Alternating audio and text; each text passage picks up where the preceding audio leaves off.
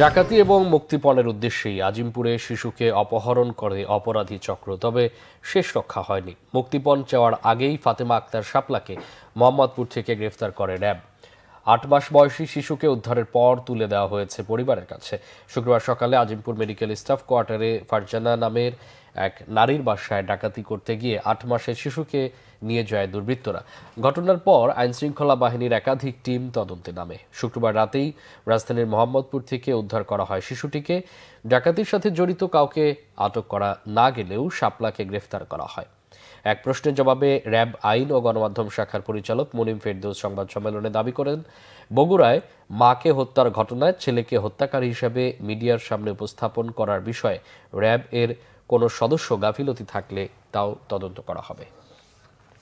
টিমের মা তার সাথে তার বাবার কিছুটা মনোমালিন্য আছে এবং তারা প্রায় ৪ মাস ধরে একসাথে থাকে না, কিন্তু তার বাবার তাদের বাসায় যাতায়াত আছে। ৪ মাস ধরেই তাদের বাসায় প্রতিদিনই যায়, কিন্তু রাতের বেলায় সে বাসায় থাকে না, সে রাতের বেলা সে বাইরে থাকে। সেও এই তদন্তের স্বার্থে আমাদের নজরদারিতে আছে। পুলিশও তা থেকে জিজ্ঞাসাবাদ করছে, যদি তার সম্পৃক্ততা পাওয়া যায় পরবর্তীতে সেটা দেখা হবে।